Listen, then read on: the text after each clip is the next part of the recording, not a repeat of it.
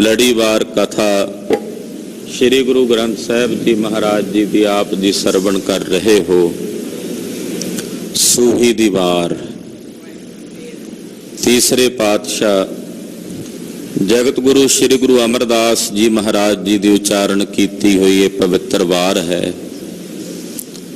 ਗੋਇੰਦਵਾਲ ਸਾਹਿਬ ਜੀ ਦੀ ਪਾਵਨ ਪਵਿੱਤਰ ਧਰਤੀ ਤੇ ਬਹਿ ਕੇ ਗੁਰਦੇਵ ਜੀ ਇਸ ਪਾਵਨ ਬਾਣੀ ਦੀ ਰਚਨਾ ਕਰ ਰਹੇ ਨੇ। ਸਰਵਣ ਕਰਨ ਤੋਂ ਪਹਿਲਾਂ ਗੁਰੂ ਅਮਰਦਾਸ ਤੀਸਰੇ ਗੁਰਦੇਵ ਦੇ ਪਵਿੱਤਰ ਚਰਨਾਂ ਵਿੱਚ ਆਪਣੀਆਂ ਹਾਜ਼ਰੀਆਂ ਲਵਾਉਂਦੇ ਆਖੀਏ ਜੀ ਸਤਨਾਮ ਸ੍ਰੀ ਵਾਹਿਗੁਰੂ ਸਾਹਿਬ ਜੀ। ਸਤਨਾਮ ਸ੍ਰੀ ਵਾਹਿਗੁਰੂ ਸਾਹਿਬ ਜੀ। ਸ਼ਲੋਕ ਮਹਲਾ ਤੀਜਾ। ਸੁਹਾਵੀਏ ਸੁਹਾ ਵੇਸ ਛੱਡ ਤੂੰ ਤਾਂ ਫਿਰ ਲੱਗੀ ਪਿਆਰ। ਧੰਨ ਗੁਰੂ ਅਮਰਦਾਸ ਤੀਸਰੇ ਪਾਤਸ਼ਾਹ ਫਰਮਾਉਂਦੇ ਨੇ, ਇਹ ਸੁਹਵੀਏ ਤੂੰ ਸੁਹਾ ਵੇਸ ਛੱਡ ਦੇ। ਜਦੋਂ ਸੁਹਵੀਏ ਦੇ ਅਰਥ ਪੜ੍ਹੀਏ ਜੋ ਵਿਆਖਿਆਕਾਰਾਂ ਨੇ ਕੀਤੇ ਨੇ ਤਾਂ ਉਹ ਅਰਥ ਕਰਦੇ ਆ, ਕਹਿੰਦੇ ਨੇ ਪਖੰਡਣੇ, ਪਖੰਡ ਛੱਡ। ਐ ਜੀਵ ਰੂਪੀ ਇਸਤਰੀਏ ਤੂੰ ਪਖੰਡਣ ਹੈ, ਸੁਹਵੀਏ ਪਖੰਡ ਕਰਦੀ, ਪਖੰਡ ਨੂੰ ਛੱਡ। ਇਹ ਪਖੰਡ ਬੜੀ ਬੁਰੀ ਬਲਾ ਹੈ। ਮੈਂ ਅਕਸਰ ਬੇਨਤੀ ਕਰਦਾ ਹੁੰਨਾ, ਗੁਰੂ ਨਾਨਕ ਸਾਹਿਬ ਜੀ ਨੇ ਦੋ ਚੀਜ਼ਾਂ ਦਾ ਪੁਰਜ਼ੋਰ ਵਿਰੋਧ ਕੀਤਾ, ਇੱਕ ਪਖੰਡ ਦਾ, ਦੂਜਾ ਜ਼ੁਲਮ ਦਾ। ਕਿਤੇ ਜ਼ੁਲਮ ਹੁੰਦਾ ਹੈ ਉੱਥੇ ਵੀ ਆਵਾਜ਼ ਬੁਲੰਦ ਕਰਕੇ ਕਹਿੰਦੇ ਨੇ ਬਾਬਰ ਤੂੰ ਬਾਬਰ ਨਹੀਂ, ਤੂੰ ਜਾਬਰ ਹੈ। ਤੇ ਜੇ ਕਿਤੇ ਪਖੰਡ ਹੁੰਦਾ ਤਾਂ ਫਿਰ ਉਸ ਪਖੰਡ ਦਾ ਵੀ ਜਾ ਕੇ ਖੰਡਨ ਕਰਦੇ ਨੇ। ਉਹ ਵਿਸ਼ਵ ਦੇ ਕਿਸੇ ਕੋਨੇ ਵਿੱਚ ਵੀ ਹੋ ਰਿਹਾ ਸੀ, ਉੱਥੇ ਪਹੁੰਚੇ ਨੇ।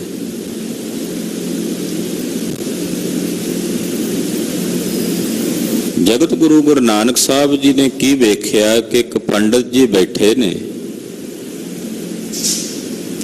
ਸੋਨੇ ਦੀ ਚੌਂਕੀ ਹੈ ਤੇ ਉਹਦੇ ਉੱਤੇ ਸਾਲਗ੍ਰਾਮ ਰੱਖਿਆ ਹੋਇਆ। ਠਾਕੁਰ ਜੀ ਆਰਤੀ ਕੀਤੀ ਹੈ, ਤਿਲਕ ਵਗੈਰਾ ਲਾਏ ਨੇ, ਚਰਚਣ ਕੀਤਾ ਹੈ।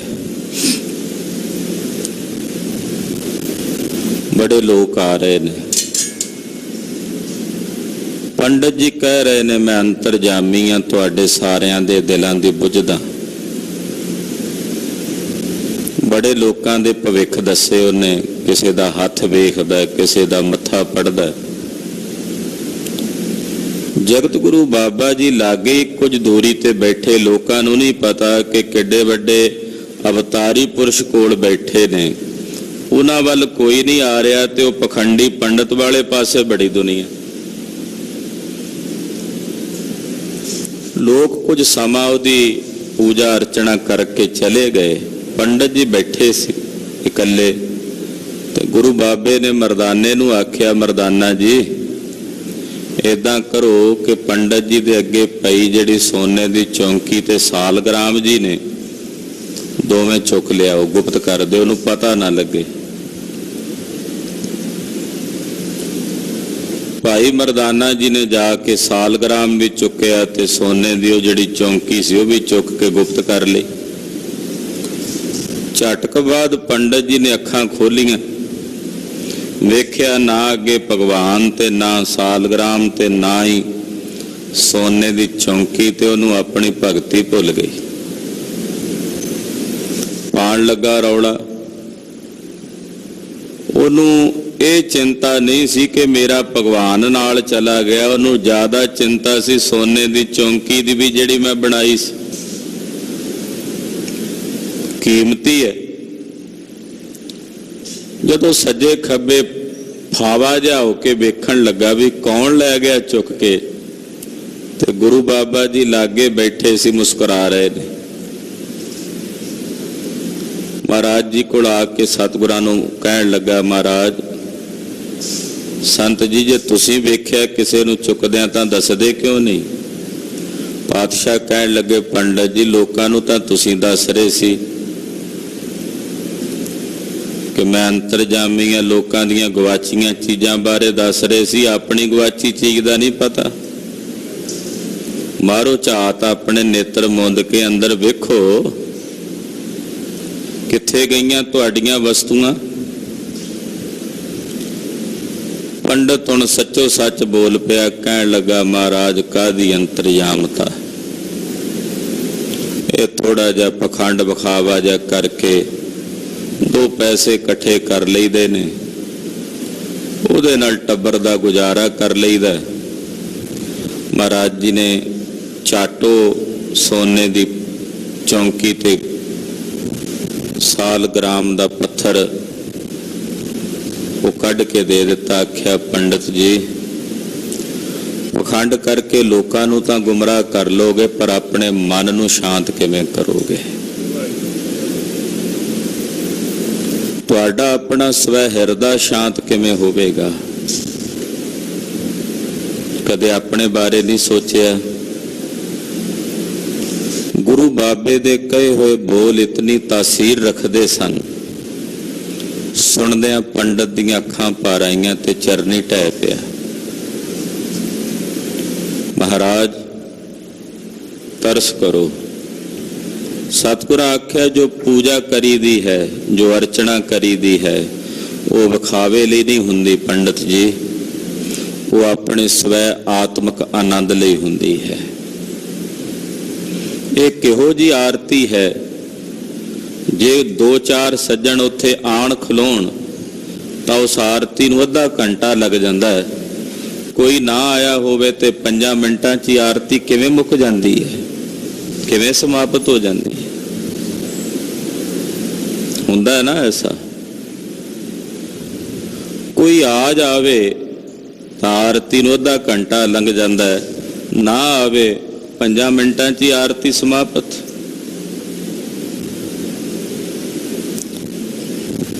ਬਹੁਤ ਥਾਵਾਂ ਤੇ ਇਹੋ ਜਿਹਾ ਵਰਤਾਰਾ ਵਰਤਦਾ ਹੈ। ਇਹ ਵਿਖਾਵਾ ਸਾਡੇ ਵਿੱਚ ਵੀ ਤਾਂ ਹੈ ਨਾ। ਜੇ ਕੋਈ ਬੈਠਾ ਹੈ ਕੋਲ ਤਾਂ ਉਹੀ ਰਹਿਰਾਜ ਸਾਹਿਬ ਨੂੰ 20-25 ਮਿੰਟ ਲੱਗਦੇ ਆ ਪੜ੍ਹਦਿਆਂ, ਗ੍ਰੰਥੀ ਸਿੰਘ ਨੂੰ ਨਹੀਂ ਆ ਕੋਈ ਤਾਂ 5 ਮਿੰਟਾਂ 'ਚ ਹੀ ਸਮਾਪਤੀ, 10 ਮਿੰਟਾਂ 'ਚ ਹੀ ਸਮਾਪਤੀ ਹੋ ਜਾਂਦੀ। ਕਿੱਥੇ ਦੀ ਹੈ ਵਿਖਾਵਾ? ਜਿੱਥੇ ਵਿਖਾਵਾ ਹੈ ਉਹਨੂੰ ਕਹਿੰਦੇ ਨੇ ਪਖੰਡ। ਤੇ ਮੇਰੇ ਸਾਹਿਬ ਨੂੰ ਪਖੰਡ ਚੰਗਾ ਨਹੀਂ ਲੱਗਦਾ, ਪਾਉਂਦਾ ਨਹੀਂ। ਪਾਤਸ਼ਾਹ ਕਹਿੰਦੇ, ਹੇ ਸੂਹਬੀਏ, ਆ ਜਿਹੜਾ ਸੂਹਾ ਵੇਸ ਤੂੰ ਕੀਤਾ ਹੋਇਆ ਨਾ ਪਖੰਡ ਦਾ, ਇਹਨੂੰ ਛੱਡ ਦੇ। ਸੂਹਾ ਵੇਸ ਛੱਡ, ਤੂੰ ਇਹਨੂੰ ਛੱਡ ਦੇ, ਕਿਉਂਕਿ ਪਖੰਡ ਕਰਕੇ ਪਰਮੇਸ਼ਰ ਦੇ ਸਰੂਪ ਦੀ ਪ੍ਰਾਪਤੀ ਨਹੀਂ ਹੋਣੀ। ਰੋਜ਼ਾਨਾ ਮਹਾਰਾਜ ਜੀ ਅੰਮ੍ਰਿਤ ਵੇਲੇ ਸਾਨੂੰ ਪੁਕਾਰ ਕੇ ਕਹਿੰਦੇ, ਛੋਡੀ ਲੈ ਪਾਖੰਡਾ, ਨਾਮ ਲੈ ਜਾਹੇ ਤਰੰਦਾ। ਛੋਡੀ ਲੈ ਪਾਖ, ਇਕੱਲਾ ਉਹਨਾਂ ਨੂੰ ਤਾਂ ਨਹੀਂ ਕਿਹਾ ਜਿਹੜੇ ਰਾਸ ਪਾਉਂਦੇ ਸੀ, ਸਾਨੂੰ ਵੀ ਕਹਿ ਰਹੇ ਨੇ।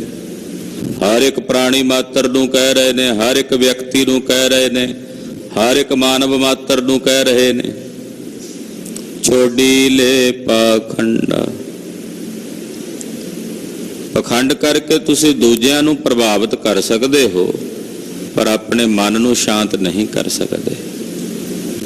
ਹਿਰਦੇ ਦੀ ਸ਼ਾਂਤੀ, ਸੰਤੁਸ਼ਟੀ ਚਾਹੀਦੀ ਹੈ ਤਾਂ ਫਿਰ ਆਪਣੇ ਆਤਮਿਕ ਆਨੰਦ ਵਾਸਤੇ ਕਰੋ। ਜੋ ਕਰਨਾ ਆਪਣੇ ਆਤਮਿਕ ਆਨੰਦ ਲਈ ਕਰੋ।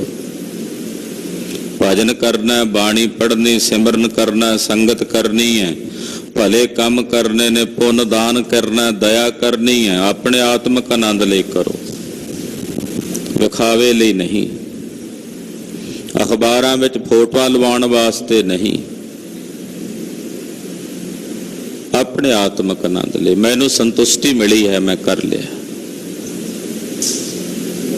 ਵਿਖਾਵੇ ਲਈ ਕਿਉਂ ਕਰਨਾ।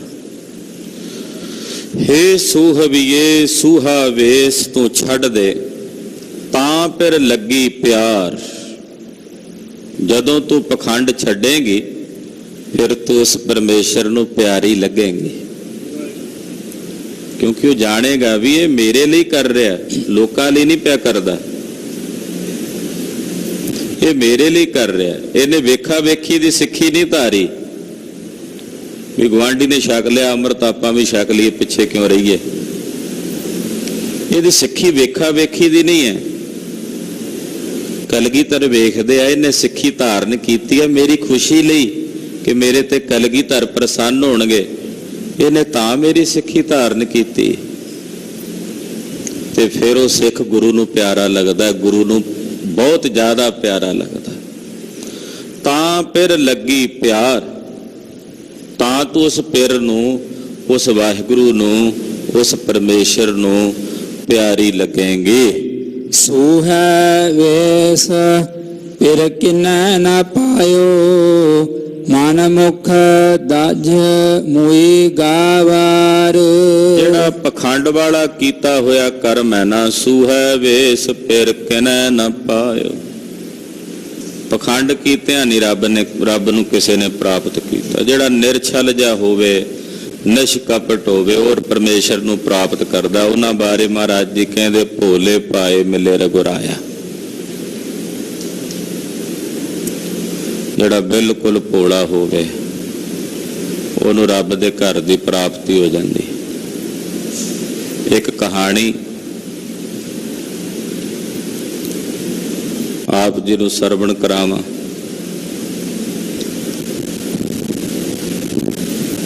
ਸਿਧਾਂਤ ਵਜੋਂ ਇੱਕ ਪੁਰਸ਼ ਆਪਣੇ ਘਰ ਰਹਿੰਦਾ ਤੇ ਰੋਟੀਆਂ ਬੜੀਆਂ ਖਾਂਦਾ ਸੀ।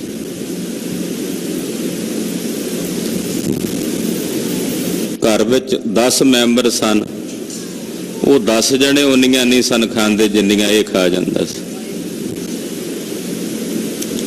ਰੋਟੀ ਖਾਣ ਵੇਲੇ ਉਹਨੇ ਰੋਟੀ ਦੀ ਬੁਰਕੀ ਮੂੰਹ 'ਚ ਤੋੜ ਕੇ ਖਾਣੀ, ਖਾ ਜਾਣੀ ਤੇ ਖਾਂਦਿਆਂ ਖਾਂਦਿਆਂ ਕਹਿਣਾ ਕਿ ਦਾਨੇ ਦਾਨੇ ਪਰ ਲਿਖਾ ਹੈ ਖਾਣੇ ਵਾਲੇ ਕਾ ਨਾਮ। ਪਰਿਵਾਰ ਨੇ ਕਹਿਣਾ ਉਹ ਵਿੱਚ ਪਾਣੀ ਵੀ ਪੀ ਲਿਆ ਕਰ। ਕਹਿੰਦਾ ਵਿੱਚ ਆਵੇ ਤਾਂ ਸਹੀ, ਤਾਂ ਹੀ ਪਾਣੀ ਪੀਵਾਂ। ਉਹ ਵਿੱਚ ਆਉਂਦਾ ਹੀ ਨਹੀਂ, ਕੋਈ ਟਾਈਮ ਹੀ ਨਹੀਂ ਇੰਨਾ ਆਉਂਦਾ ਖਾਂਦਿਆਂ ਖਾਂਦਿਆਂ। ਕੋਈ ਵਿੱਚ ਥਾਂ ਖਾਲੀ ਜਗ੍ਹਾ ਆਵੇ ਤਾਂ ਮੈਂ ਪਾਣੀ ਪੀਵਾਂ। ਆਖਰ ਟੱਬਰ ਵਾਲੇ, ਪਰਿਵਾਰ ਵਾਲੇ ਵੀ ਤੰਗ ਆ ਗਏ, ਤੈਨੂੰ ਘਰੋਂ ਕੱਢ ਦਿੱਤਾ ਵੀ ਚੱਲ ਇੱਥੋਂ ਭਾਈ, ਤੇਰਾ ਢਿੱਡ ਭਰੀਏ ਕਿ ਆਪਣਾ ਭਰੀਏ। ਅੱਗੇ ਇੱਕ ਮੰਦਿਰ ਦਾ ਮੰਤ ਬੈਠਾ ਵੇਖਿਆ, ਚੰਗਾ ਤਰੋ ਤਾਜ਼ਾ ਸੀ। ਜਾ ਕੇ ਉਹਨੂੰ ਆਖਿਆ, ਪੰਡਤ ਜੀ ਵੀ ਇੱਥੇ ਤੁਹਾਡੇ ਕੋਲ ਕੋਈ ਲੰਗਰ ਪ੍ਰਸ਼ਾਦੇ ਦਾ ਪ੍ਰਬੰਧ ਹੋ ਜਾਂਦਾ? ਕਹਿੰਦਾ ਹਾਂ ਹੋ ਜਾਂਦਾ। ਤੁਹਾਡੇ ਕੋਲ ਇੱਥੇ ਹੋਣਗੇ ਚੇਲੇ? ਕਹਿੰਦਾ ਹਾਂ ਮੈਨੂੰ ਵੀ ਬਣਾ ਲਓ, ਪਰ ਇੱਕ ਬੇਨਤੀ ਹੈ ਵੀ ਮੈਂ ਪ੍ਰਸ਼ਾਦਾ ਛਕਦਾ ਹੁੰਨਾ ਖੁੱਲਾ। ਉਹ ਕਹਿੰਦਾ ਕੋਈ ਗੱਲ ਨਹੀਂ ਭਾਈ ਇੱਥੇ। ਕਹਿੰਦਾ ਚੇਲੇ ਨੂੰ ਕੰਮ ਤਾਂ ਨਹੀਂ ਕਰਨਾ ਪੈਂਦਾ ਕੋਈ? ਕਹਿੰਦਾ ਮਰਜ਼ੀ ਹੈ, ਕੋਈ ਕਰ ਲੈ ਨਾ ਕਰੇ। ਕਹਿੰਦਾ ਕਿੰਨੀਆਂ ਪੰਗਤਾਂ ਲੱਗਦੀਆਂ ਨੇ ਤੁਹਾਡੀਆਂ ਇੱਥੇ? ਕਹਿੰਦਾ 5 ਲੱਗਦੀਆਂ ਨੇ। ਕਹਿੰਦਾ ਜੇ ਮੈਂ 5 ਵਿੱਚ ਹੀ ਬਹਿ ਕੇ ਛਕ ਲਵਾਂ ਤੇ ਤੁਹਾਨੂੰ ਕੋਈ ਆਪੱਤੀ ਤਾਂ ਨਹੀਂ ਹੈ? ਉਹ ਕਹਿੰਦਾ ਵੀ ਇੱਕੋ ਪੰਗਤ 'ਚ ਬੰਦਾ ਰੱਜ ਜਾਂਦਾ। ਕਹਿੰਦਾ ਨਹੀਂ, ਮੇਰਾ ਕੁਝ ਹਿਸਾਬ ਕਿਤਾਬ ਹੋਰ ਹੈ ਪੰਡਤ ਜੀ, ਤੁਸੀਂ ਨਹੀਂ ਜਾਣਦੇ ਵੀ ਮੈਨੂੰ ਤਾਂ 5 ਪੰਗਤਾਂ 'ਚ ਬਿਠਾ ਕੇ ਛਕਾਓਗੇ ਤਾਂ ਗੱਲ ਬਣਨੀ। ਕਹਿੰਦਾ ਕੋਈ ਨਹੀਂ, ਛਕਿਆ ਕਰੋ। 5 ਪੰਗਤਾਂ ਰੋਜ਼ ਲੱਗਦੀਆਂ ਨੇ, 5 'ਚ ਬਹਿ ਕੇ ਰੋਟੀ ਖਾਣੀ ਤੇ ਨਾਲੇ ਖਾਂਦਿਆਂ ਕਹਿਣਾ ਦਾਣੇ ਦਾਣੇ ਪਰ ਲਿਖਾ ਖਾਣੇ ਵਾਲੇ ਕਾ ਨਾਮ। ਤੇ ਲਾਗੋਂ ਪੰਡਤ ਜੀ ਬੋਲੇ, ਕਹਿੰਦਾ ਦਾਣੇ ਦਾਣੇ ਤੇ ਨਾ ਕਹੀਏ, ਮਣ ਮਣ ਤੇ ਕਹੀਏ ਵੀ ਮਣ ਮਣ ਤੇ ਲਿਖਿਆ ਖਾਣੇ ਵਾਲੇ ਕਾ ਨਾਮ। ਕਿ ਦਾਣੇ ਦਾਣੇ ਦੀ ਗੱਲ ਤਾਂ ਨਹੀਂ, ਇੱਥੇ 5 ਪੰਗਤਾਂ ਵਿੱਚ ਬਹਿ ਕੇ ਛਕਿਆ ਕਰੇ, ਦਿਨ ਬੀਤ ਗਏ। ਆਰਾਮ ਕਰ ਛੱਡਣਾ, ਖਾ ਲੈਣਾ ਹੈ, ਭੋਲਾ ਬੰਦਾ ਸੀ, ਪ੍ਰਸ਼ਾਦੇ ਖੁੱਲੇ ਛਕਣੇ। ਇੱਕ ਦਿਨ ਸਵੇਰੇ ਉੱਠਿਆ ਤੇ ਨਾ ਚੁੱਲ੍ਹਾ ਤਪੇ, ਨਾ ਉੱਥੇ ਲੰਗਰ ਪੱਕੇ। ਵੇਖਿਆ ਵੀ ਸਾਰਿਆਂ ਦੇ ਹੱਥਾਂ 'ਚ ਮਾਲਾ ਹੈ ਤੇ ਆਪੋ ਆਪਣਾ ਜਾਪ ਜਪ ਰਹੇ ਨੇ। ਇਹਨੇ ਆਖਿਆ, ਮਹਾਰਾਜ ਪੰਡਤ ਜੀ ਵੀ ਅੱਜ ਲੰਗਰ ਪ੍ਰਸ਼ਾਦੇ ਦਾ ਕੋਈ ਪ੍ਰਬੰਧ? ਉਹ ਕਹਿੰਦਾ, ਜੀ ਅੱਜ ਆਪਣੇ ਇਕਾਦਸ਼ੀ ਹੈ ਤੇ ਇਕਾਦਸ਼ੀ ਦਾ ਵਰਤ ਹੁੰਦਾ ਮਹੀਨੇ ਬਾਅਦ, ਅੱਜ ਰੋਟੀ ਨਹੀਂ ਪੱਕਣੀ, ਅੱਜ ਸਾਰਿਆਂ ਨੇ ਭੁੱਖੇ ਰਹਿਣਾ। ਉਹ ਕਹਿੰਦਾ, ਮਹਾਰਾਜ ਇਹ ਗੱਲ ਤੁਸੀਂ ਮੈਨੂੰ ਜਦੋਂ ਚੇਲਾ ਬਣਾਇਆ ਉਦੋਂ ਕਿਉਂ ਨਹੀਂ ਦੱਸੀ ਵੀ ਮਹੀਨੇ 'ਚ ਇੱਕ ਦਿਨ ਭੁੱਖਾ ਵੀ ਰਹਿਣਾ ਪਵੇਗਾ? ਵੀ ਮੈਂ ਤਾਂ ਨਹੀਂ ਰਹਿ ਸਕਦਾ, ਮੇਰੀ ਤਾਂ ਸਮੱਸਿਆ ਵੀ ਤੁਸੀਂ ਇਕਾਦਸ਼ੀ ਦਾ ਵਰਤ ਬਣਾ ਲੈਣਾ, ਮੇਰੇ ਕੋਲੋਂ ਤਾਂ ਦੁਆਦਸ਼ੀ ਨਹੀਂ ਵੇਖ ਹੋਣੀ, ਅਗਲਾ ਦਿਨ ਚੜ੍ਹਨਾ ਹੀ ਨਹੀਂ ਮੇਰੇ ਲਈ, ਤਾਂ ਵੀ ਮੇਰਾ ਕੋਈ ਸਮਾਧਾਨ ਕਰੋ। ਸਾਫ਼ ਸਪਸ਼ਟ ਸੀ ਬੰਦੇ ਨੇ, ਸਰਲ ਹੋ ਕੇ ਕਹਿ ਦਿੱਤਾ। ਪੰਡਤ ਜੀ ਨੇ ਆਖਿਆ ਵੀ ਬੰਦਾ ਵਿਚਾਰਾ ਰੋਜ਼ ਇੰਨੇ ਪ੍ਰਸ਼ਾਦੇ ਛਕਦਾ, ਇਹਦੇ ਕੋਲੋਂ ਕਿੱਥੇ ਰਹਿ ਜਾਣਾ। ਉਹਨੇ ਆਖਿਆ ਵੀ ਅੱਜ ਇੱਥੇ ਤਾਂ ਨਹੀਂ ਪੱਕਣਾ, ਆ ਤੁਸੀਂ ਕੁਝ ਪ੍ਰਸ਼ਾਦਾ ਦਸਤਬਸ ਦੇ ਦਿੱਤੀ ਕੱਚੀ, ਵੀ ਬਾਹਰ ਨਹਿਰ ਕੰਢੇ ਚਲਾ ਜਾ, ਉੱਥੇ ਪਾਣੀ ਦਾ ਵੀ ਪ੍ਰਬੰਧ ਆ, ਨਾਲੇ ਬਣਾ ਲਈ ਤੇ ਖਾ ਲਈ ਉੱਥੇ। ਪਰ ਬਣਾ ਕੇ ਪਹਿਲਾਂ ਭਗਵਾਨ ਜੀ ਨੂੰ ਸੱਦ ਕੇ ਭੋਗ ਲਵਾ ਲਈ। ਕਹਿੰਦਾ ਜੀ ਠੀਕ ਹੈ। ਇਹ ਲੈ ਗਿਆ, ਵਿਚਾਰੇ ਨੇ ਪਹਿਲੀ ਵਾਰ ਪ੍ਰਸ਼ਾਦਾ ਪਕਾਉਣਾ ਸੀ, ਔਖੇ ਸੌਖੇ ਰੋਟੀਆਂ ਪਕਾਈਆਂ, ਪ੍ਰਸ਼ਾਦਾ ਜਿਹੋ ਜਿਹਾ ਬਣਾਇਆ ਕੱਚਾ ਪੱਕਾ ਤਿਆਰ ਕਰਕੇ ਰੱਖਿਆ। ਫਿਰ ਇਹਨੂੰ ਯਾਦ ਆਇਆ ਕਿ ਪੰਡਤ ਜੀ ਨੇ ਕਿਹਾ ਸੀ ਵੀ ਭਗਵਾਨ ਜੀ ਨੂੰ ਸੱਦ ਕੇ ਭੋਗ ਲਵਾ ਲਈ। ਪਾ ਕੇ ਥਾਲੀ 'ਚ ਪ੍ਰਸ਼ਾਦੇ ਤੇ ਆਖਿਆ, ਆਓ ਭਗਵਾਨ ਜੀ ਭੋਗ ਲਾਓ। ਹੁਣ ਭਗਵਾਨ ਜੀ ਕਿੱਥੇ ਆਉਣ, ਉਹ ਤਾਂ ਅੱਗੇ ਥਾਲੀ ਰੱਖ ਕੇ ਰੋਜ਼ ਚੁੱਕ ਲੈਂਦੇ ਸੀ। ਇਹਦੇ ਭਾਣੇ ਵੀ ਆਪ ਭਗਵਾਨ ਆਉਂਦਾ ਤੇ ਭੋਗ ਲਾਉਂਦਾ, ਜਿਵੇਂ ਭਗਤ ਧੰਨਾ ਜੀ ਦੇ ਮਨ 'ਚ ਸੀ ਨਾ ਵੀ ਮਹਾਰਾਜ ਭੋਗ ਲਾਓ। ਭਗਤ ਨਾਮਦੇਵ ਜੀ ਨਾਲ ਵੀ ਇਹ ਘਟਨਾ ਘਟੀ ਸੀ। ਇਹਨੇ ਰੱਖ ਕੇ ਪ੍ਰਸ਼ਾਦੇ, ਆਓ ਭਗਵਾਨ ਜੀ ਭੋਗ ਲਾਓ। ਭਗਵਾਨ ਜੀ ਕਿੱਥੇ ਆਉਣ? ਇਹ ਫਿਰ ਸੋਚੇ ਵੀ ਜਾਪਦਾ ਵੀ ਭਗਵਾਨ ਜੀ ਉੱਥੇ 56 ਪ੍ਰਕਾਰ ਦੇ ਭੋਗ ਹੁੰਦੇ ਆ, ਉਹ ਖਾਂਦੇ, ਮੇਰੀਆਂ ਸੜੀਆਂ ਰੋਟੀਆਂ ਵੇਖ ਕੇ ਨਹੀਂ ਪਿਆ ਆਉਂਦੇ। ਮੈਂ ਤਾਂ ਜਿਹੋ ਜਿਹੀਆਂ ਕੱਚੀਆਂ ਪੱਕੀਆਂ ਬਣਾਈਆਂ ਨਹੀਂ ਪਿਆ ਆਉਂਦਾ ਭਗਵਾਨ। ਆਓ ਮਹਾਰਾਜ ਭੋਗ ਲਾਓ। ਮਹਾਰਾਜ ਜੇ ਤੁਸੀਂ ਅੱਜ ਹੀ ਪ੍ਰਵਾਨ ਕਰ ਲਓ ਜਿਹੋ ਜਿਹਾ ਹੈ, ਮੇਰੀ ਬੇਨਤੀ ਹੈ, ਨਹੀਂ ਤਾਂ ਮੈਂ ਭੁੱਖਿਆ ਮਰ ਜਾਣਾ, ਤੁਸੀਂ ਜਦੋਂ ਤੱਕ ਭੋਗ ਨਹੀਂ ਲਾਉਣਾ ਆ ਕੇ। ਇਹਦਾ ਸਰਲ ਹਿਰਦਾ ਵੇਖ ਕੇ ਇੱਥੋਂ ਤੱਕ ਵੀ ਇਹਨੇ ਕਹਿ ਦਿੱਤਾ, ਜੇ ਤੁਸੀਂ ਨਾ ਆਏ ਤਾਂ ਮੈਂ ਵੀ ਭੋਜਨ ਨਾ ਛਕਿਆ ਤੇ ਮਹਾਰਾਜ ਮੇਰੀ ਵੀ ਮੌਤ ਹੋ ਜਾਣੀ ਹੈ, ਵੀ ਤੁਹਾਡੇ ਕਰਕੇ ਮੇਰਾ ਮਰਨ ਹੋ ਜਾਏ ਤਾਂ ਇਹ ਗੱਲ ਚੰਗੀ ਨਹੀਂ। ਆਓ ਭਗਵਾਨ ਜੀ ਭੋਗ ਲਾਓ। ਵੇਖਿਆ ਭਗਵਾਨ ਨੇ ਵੀ, ਜਿਹੜਾ ਬੰਦਾ ਭੁੱਖ ਬਰਦਾਸ਼ਤ ਨਹੀਂ ਕਰ ਸਕਦਾ, ਅੱਜ ਉਹਨੂੰ ਦੁਪਹਿਰ ਤੱਕ ਦਾ ਸਮਾਂ ਬੀਤ ਗਿਆ ਮੇਰੀ ਉਡੀਕ ਵਿੱਚ, ਤਾਂ ਭਗਵਾਨ ਜੀ ਆਏ। ਰਾਮ ਜੀ ਆਏ ਤੇ ਕਹਿੰਦੇ ਨਾਲ ਸੀਤਾ ਜੀ ਨੇ ਵੀ ਦਰਸ਼ਨ ਦੇ ਦਿੱਤੇ। ਇਹ ਵੇਖ ਕੇ ਪ੍ਰਸ਼ਾਦੇ ਵੇਖੇ, ਫਿਰ ਉਧਰ ਵੇਖੇ ਵੀ ਮੈਂ ਤਾਂ ਇੱਕ ਨੂੰ ਬੁਲਾਇਆ ਸੀ, 2 ਜਣੇ ਆ ਗਏ ਨੇ ਤੇ ਰੋਟੀਆਂ ਤਾਂ ਇਹਨਾਂ ਨੇ ਖਾ ਜਾਣੀਆਂ, ਮੇਰੇ ਪੱਲੇ ਤਾਂ ਫਿਰ ਨਹੀਂ ਰਹਿਣਾ ਕੁਝ। ਬੜਾ ਚਿੰਤਾ ਵਿੱਚ। ਭਗਵਾਨ ਜੀ ਕਹਿਣ ਵੀ ਕੋਈ ਗੱਲ ਹੈ? ਕਹਿੰਦਾ ਨਹੀਂ ਮਹਾਰਾਜ, ਆਓ ਹੁਣ ਆ ਗਏ ਹੋ ਤਾਂ ਛਕੋ। ਭੋਜਨ ਛਕਾਇਆ, ਥੋੜਾ ਬਹੁਤ ਆਪ ਛਕਿਆ, ਮਹੀਨਾ ਫਿਰ ਲੰਘ ਗਿਆ। ਇਕਾਦਸ਼ੀ ਵਾਲਾ ਦਿਨ ਆਇਆ ਤੇ ਪੰਡਤ ਜੀ ਨੂੰ ਕਹਿਣ ਲੱਗਾ, ਪੰਡਤ ਜੀ ਅੱਜ ਥੋੜੀ ਜੀ ਰਸਤ ਜ਼ਿਆਦਾ ਦਿਓ ਜੇ, ਤੁਸੀਂ ਕਹਿੰਦੇ ਹੋ ਵੀ ਇੱਕ ਜਣਾ ਆਏਗਾ ਤੇ ਪਿਛਲੀ ਵਾਰ 2 ਆ ਗਏ ਸੀ ਤੇ ਮੈਂ ਭੁੱਖਾ ਰਹਿ ਗਿਆ ਸਾਂ, ਵੀ ਮੇਰੇ ਨਾਲ ਉਹ 2 ਬੰਦੇ ਵੀ ਛਕ ਲੈਣ, ਉਹਦੇ ਲਈ ਵੀ ਭੋਜਨ ਦੇ ਦਿਓ। ਉਹਨੇ ਪੰਡਤ ਨੇ ਸੋਚਿਆ ਵੀ ਜ਼ਿਆਦਾ ਭੁੱਖ ਲੱਗੀ ਹੋਣੀ ਆ, ਭੁੱਖਾ ਰਹਿ ਗਿਆ ਹੋਣਾ, ਉਹਨੇ ਵੱਧ ਦੇ ਦਿੱਤਾ। ਬਹਿ ਗਿਆ, ਆਓ ਮਹਾਰਾਜ ਜੀ ਰੋਟੀ ਪ੍ਰਸ਼ਾਦਾ ਪਕਾ ਕੇ ਭੋਗ ਲਾਓ। ਇਸ ਵਾਰ ਭਗਵਾਨ ਜੀ ਲక్ష్మణ ਨੂੰ ਵੀ ਨਾਲ ਲੈ ਆਏ। ਇਹ ਕਹਿੰਦਾ ਗੱਲ ਚੰਗੀ ਆ ਮਹਾਰਾਜ, ਵੀ ਮੈਂ ਤੁਹਾਨੂੰ ਇਕੱਲੇ ਨੂੰ ਭੋਜਨ ਛਕਾਉਣ ਦੀ ਜ਼ਿੰਮੇਵਾਰੀ ਲਈ ਹੈ ਕਿ ਸਾਰੇ ਟੱਬਰ ਨੂੰ? ਉਹ ਵੀ ਸਮਾਂ ਬੀਤਿਆ, ਅਗਲੀ ਵਾਰ ਕਹੇ ਪੰਡਤ ਜੀ ਹੋਰ ਖੁੱਲੇ ਗੱਫੇ ਦਿਓ, ਲਿਆ ਕੇ ਨੇ ਆਟਾ ਵਗੈਰਾ ਰੱਖ ਛੱਡਿਆ ਤੇ ਆਖਿਆ ਵੀ ਅੱਜ ਹੁਣ ਆਉਣਗੇ ਤੇ ਪਕਾਵਾਂਗਾ, ਹਿਸਾਬ ਕਿਤਾਬ ਨਾਲ ਵੀ ਕਿੰਨੇ ਕੁ ਬੰਦੇ ਆਉਂਦੇ। ਉਧਰੋਂ ਭਗਵਾਨ ਜੀ ਆਪਣੀ ਸਾਰੀ ਲੰਕਾ ਸਮੇਤ ਜਿੰਨੇ ਉਹਨਾਂ ਦੇ ਗਣ ਉਹਨਾਂ ਦੇ ਸਮੇਤ ਪਹੁੰਚ ਗਏ। ਇਹਨੇ ਵੇਖਿਆ ਵੀ ਦਸਤਬਸਤ ਅੱਜ ਵੀ ਥੋੜੀ ਹੈ, ਕਹਿਣ ਲੱਗਾ ਮਹਾਰਾਜ ਹੁਣ ਆਪੇ ਹੀ ਪਕਾਓ ਤੇ ਆਪੇ ਹੀ ਛਕੋ, ਹੁਣ ਮੈਂ ਇਕੱਲਾ ਥੋੜੀ ਪਕਾਵਾਂਗਾ ਇੰਨੇ ਜਣਿਆਂ ਲਈ। ਹੁਣ ਉੱਥੇ ਸਰਲ ਜਿਹਾ ਚਿੱਤ ਤੇ ਭਗਵਾਨ ਜੀ ਆਉਂਦੇ ਆ ਭੋਗ ਲਾਉਣ। ਇਹ ਉਦਾਹਰਣ ਹੈ, ਕਹਾਣੀ ਹੈ, ਵਿਖਿਆਨ ਹੈ। ਅਸਲੀਅਤ ਇਹੀ ਹੈ ਕਿ ਜਿਹੜਾ ਸਰਲ ਤੇ ਭੋਲਾ ਹੁੰਦਾ ਉਹਨੂੰ ਪਰਮੇਸ਼ਰ ਆਪਣੇ ਦਿਦਾਰੇ ਬਖਸ਼ਦਾ ਹੈ। ਜਿਹਦੇ ਕੋਲ ਵਿਖਾਵਾ ਹੈ, ਜਿਹਦੇ ਕੋਲ ਪਖੰਡ ਹੈ, ਉੱਥੇ ਪਰਮੇਸ਼ਰ ਨਹੀਂ ਹੈ। ਇਸ ਕਰਕੇ ਗੁਰਦੇਵ ਕਹਿੰਦੇ ਭਾਈ ਇਹ ਸੂਹਾ ਵੇਸ ਤੂੰ ਛੱਡ ਦੇ, ਕਿਉਂਕਿ ਇਹੋ ਜਿਹੇ ਪਖੰਡ ਵਾਲੇ ਵੇਸ ਨਾਲ ਕਦੇ ਵੀ ਕਿਸੇ ਨੇ ਪਿਰ ਦੀ ਪ੍ਰਾਪਤੀ ਨਹੀਂ ਕੀਤੀ। ਮਨਮੁਖ ਦੱਜ ਮੂਈ ਗਵਾਰ, ਉਹ ਮਨਮੁਖ ਜੀਵ ਰੂਪੀ ਇਸਤਰੀਆਂ ਹੁੰਦੀਆਂ ਨੇ ਜਿਹੜੀਆਂ ਵਿਖਾਵਾ ਕਰਕੇ ਪਖੰਡ ਕਰਕੇ ਆਪਣੀ ਈਰਖਾ ਦੀ ਅੱਗ ਵਿੱਚ ਸੜ ਮਰਦੀਆਂ ਹਨ। ਸਤਿਗੁਰ ਮਿਲਿਆ ਸੂਹਾ ਵੇਸ ਗਿਆ, ਹਉ ਮੈਂ ਵਿੱਚ ਹੋ ਮਾਰ। ਸਤਿਗੁਰੂ ਜੀ ਮਿਲਣ ਤਾਂ ਸਤਿਗੁਰ ਮਿਲਿਆ ਸੂਹਾ ਵੇਸ ਗਿਆ। ਜਦੋਂ ਸਤਿਗੁਰੂ ਜੀ ਮਿਲਦੇ ਆ ਨਾ, ਫਿਰ ਉਹ ਸਭ ਤੋਂ ਪਹਿਲਾਂ ਇਹਦਾ ਵਿਖਾਵਾ, ਇਹਦਾ ਪਖੰਡ ਦੂਰ ਕਰਦੇ ਆ। ਗੁਰੂ ਨਾਲ ਮਿਲ ਕੇ ਪਖੰਡ ਚਲਾ ਜਾਂਦਾ, ਸੂਹਾ ਵੇਸ ਚਲਿਆ ਜਾਂਦਾ। ਹਉ ਮੈਂ ਵਿੱਚੋਂ ਹੋ ਮਾਰ। ਸਤਿਗੁਰੂ ਜੀ ਕੀ ਕਰਦੇ ਆ? ਆਪਣੇ ਸੇਵਕ ਦੇ ਹਿਰਦੇ ਚੋਂ ਹਉਮੈ ਨੂੰ ਮਾਰ ਦਿੰਦੇ ਆ, ਹਉਮੈ ਨੂੰ ਨਿਰਵਿਰਤ ਕਰ ਦਿੰਦੇ ਆ। ਆਪਣੇ ਸੇਵਕ ਦੇ ਅੰਦਰ ਹਉਮੈ ਨਹੀਂ ਰਹਿਣ ਦਿੰਦੇ, ਹਉਮੈ ਦਾ ਨਿਵਾਰਨ ਕਰ ਦਿੰਦੇ ਹਨ।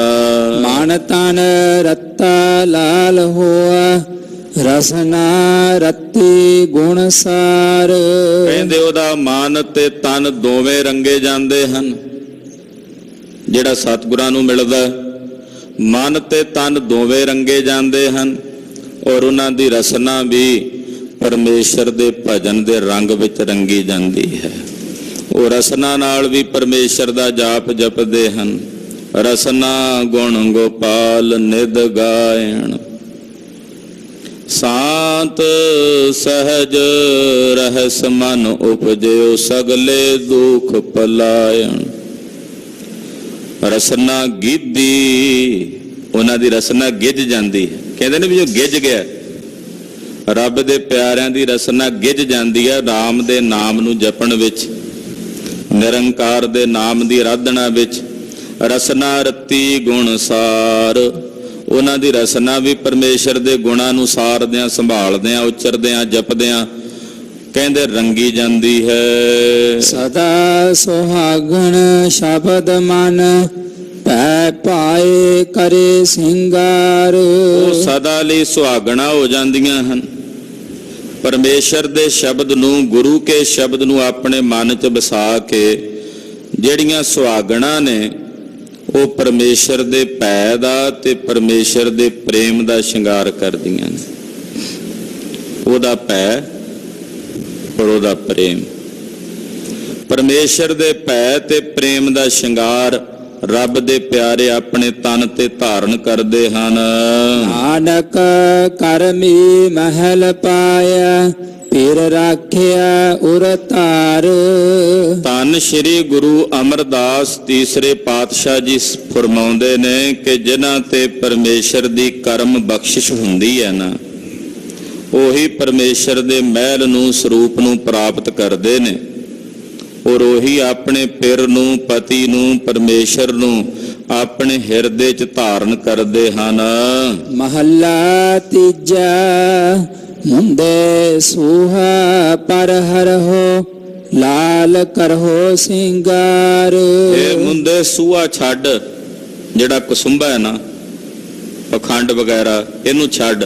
ਜਿਹੜਾ ਲਾਲ ਰੰਗ ਹੈ ਉਹਨੂੰ ਧਾਰਨ ਕਰ। ਸੂਹਾ ਤੇ ਲਾਲ, ਇੱਥੇ ਸੂਹੇ ਦਾ ਅਰਥ ਵੀ ਲਾਲ ਹੀ ਹੁੰਦਾ ਨਾ ਵੈਸੇ ਤਾਂ, ਪਰ ਇੱਥੇ ਸੂਏ ਦਾ ਅਰਥ ਕਰਾਂਗੇ ਪਖੰਡ, ਵੀ ਪਖੰਡ ਨੂੰ ਛੱਡ ਕੇ ਜਿਹੜਾ ਲਾਲ ਰੰਗ ਹੈ ਨਾ, ਗੂੜਾ ਮਜੀਠ ਪਰਮੇਸ਼ਰ ਦੀ ਭਗਤੀ ਦਾ, ਹੇ ਮੁੰਡੇ, ਹੇ ਜੀਵ ਰੂਪੀ ਇਸਤਰੀਏ, ਉਹਨੂੰ ਧਾਰਨ ਕਰ। ਪਰਮੇਸ਼ਰ ਦਾ ਜਿਹੜਾ ਲਾਲ ਰੰਗ ਹੈ ਉਹਨੂੰ ਧਾਰਨ ਕਰ। ਜਿਹੜਾ ਸੰਸਾਰ ਦੇ ਵਿਕਾਰਾਂ ਦਾ ਸੂਹਾ ਰੰਗ ਤੂੰ ਧਾਰਨ ਕਰੀ ਬੈਠੀ ਹੈ ਨਾ, ਇਹ ਕੱਚਾ ਰੰਗ ਹੈ, ਇਹਨੂੰ ਛੱਡ ਦੇ, ਇਹਨੂੰ ਤਿਆਗ ਦੇ। ਆਵਣ ਜਾਣਾ ਵਿਸਰੈ ਗੁਰ ਸ਼ਬਦੀ ਵਿਚਾਰ। ਜਿਹੜੀਆਂ ਜੀਵ ਰੂਪੀ ਇਸਤਰੀਆਂ ਗੁਰੂ ਦੇ ਸ਼ਬਦ ਦੀ ਵਿਚਾਰ ਕਰਦੀਆਂ ਨੇ, ਉਹਨਾਂ ਦਾ ਆਵਣਾ ਜਾਣਾ ਮੁੱਕ ਜਾਂਦਾ, ਉਹ ਆਵਾ ਗਾਉਣ ਤੋਂ ਰਹਿਤ ਹੋ ਜਾਂਦੀਆਂ। ਆਵਣ ਜਾਣਾ ਵਿਸਰੈ, ਉਹ ਆਵਾ ਗਾਉਣ ਤੋਂ ਰਹਿਤ ਹੋ ਜਾਂਦੇ ਨੇ, ਉਹਨਾਂ ਨੂੰ ਜੰਮਣਾ ਮਰਨਾ ਨਹੀਂ ਪੈਂਦਾ, ਉਹ ਜਨਮ ਮਰਨ ਤੋਂ ਸੁਤੰਤਰ ਹੋ ਜਾਂਦੇ ਹਨ।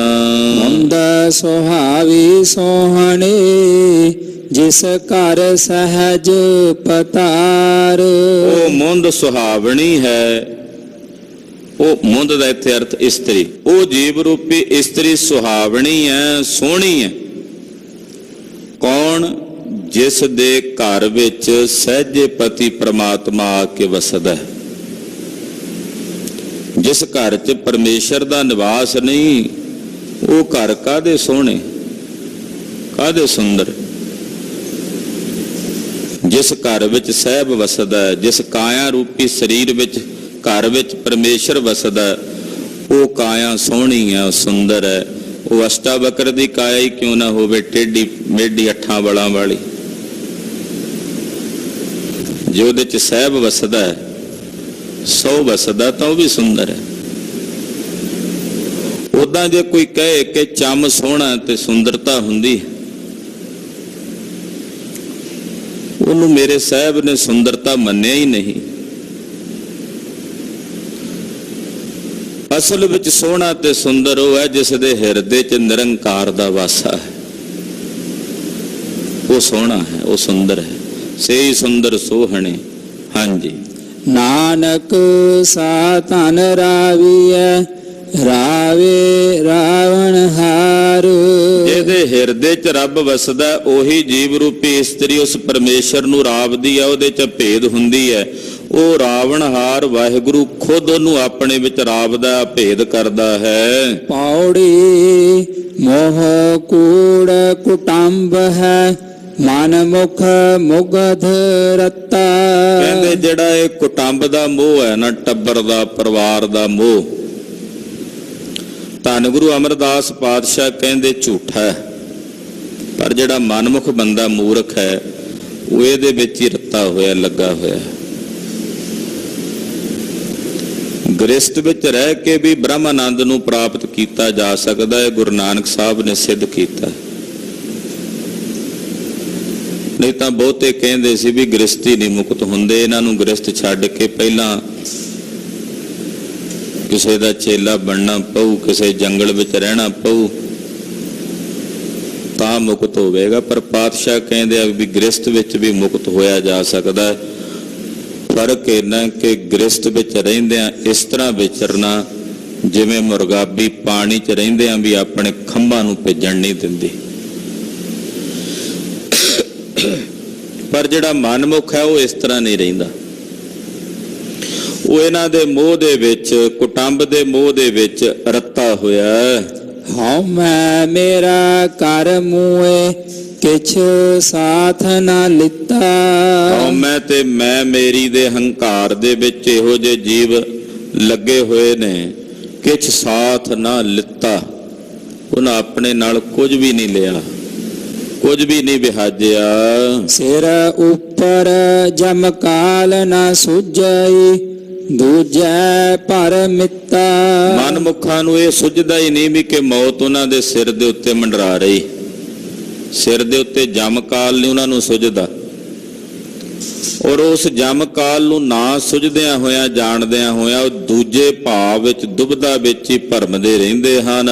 ਫਿਰ ਵੇਲਾ ਹੱਥ ਨਾ ਆਵਈ ਜਮ ਕਾਲ ਵਸ ਕੀਤਾ। ਕਹਿੰਦੇ ਜਦੋਂ ਜਮ ਕਾਲ ਨੇ ਆਪਣੇ ਵਸ 'ਚ ਕਰ ਲਿਆ ਤੇ ਫਿਰ ਉਹਨਾਂ ਨੂੰ ਵੇਲਾ ਨਹੀਂ ਲੱਭਦਾ, ਫਿਰ ਉਹ ਵੇਲਾ ਹੱਥ ਨਹੀਂ ਆਉਂਦਾ।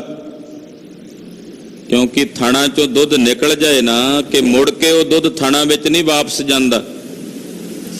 ਜਿਹੜਾ ਵੇਲਾ ਇੱਕ ਵਾਰੀ ਹੱਥੋਂ ਨਿਕਲ ਗਿਆ, ਕਹਿੰਦੇ ਉਹ ਵੇਲਾ ਮੁੜ ਕੇ ਫਿਰ ਉਹਦੇ ਹੱਥ ਨਹੀਂ ਆਉਂਦਾ ਤੇ ਕੇਵਲ ਪਛਤਾਵਾ ਹੀ ਹਿਰਦੇ 'ਚ ਰਹਿ ਜਾਂਦਾ ਹੈ। ਜਿਹਾ ਤੁਰ ਲਿਖ ਪਾਇਓ ਨ ਸੇ ਕਰਮ ਕਮਿਤਾ।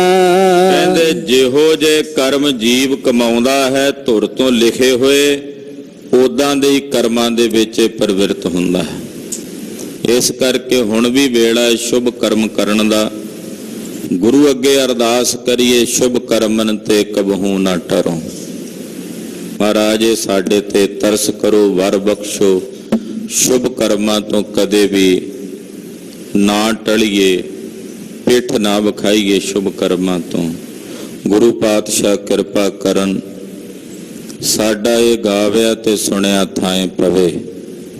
ਗੁਰੂ ਕੀ ਬਾਣੀ ਅਗਾਧ ਬੋਧ ਹੈ, ਵਿਚਾਰਾਂ ਕਰਦਿਆਂ ਹੋਈਆਂ ਭੁੱਲਾਂ ਚੁੱਕਾਂ ਦੀ ਖਿਮਾ। ਵਾਹਿਗੁਰੂ ਵਾਹਿਗੁਰੂ ਵਾਹਿਗੁਰੂ ਵਾਹਿਗੁਰੂ।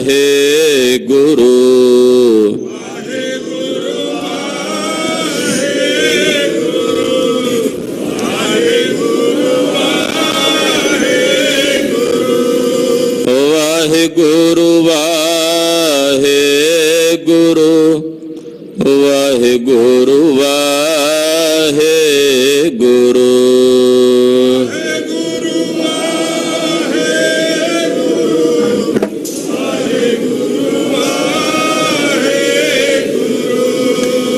ਵਾਹਿਗੁਰੂ ਵਾਹਿਗੁਰੂ ਵਾਹਿਗੁਰੂ ਵਾਹਿਗੁਰੂ।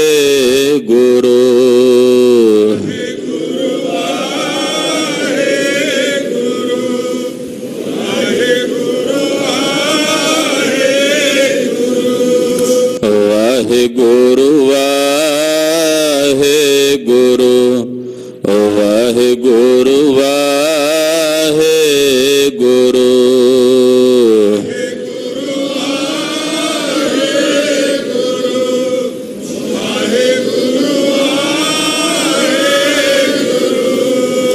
ਵਾਹਿਗੁਰੂ ਵਾਹਿਗੁਰੂ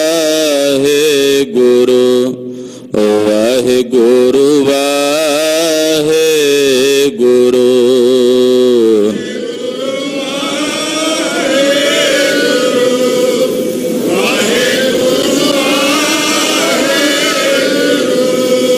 ਵਾਹਿਗੁਰੂ ਜੀ ਕਾ ਖਾਲਸਾ, ਵਾਹਿਗੁਰੂ ਜੀ ਕੀ ਫਤਿਹ।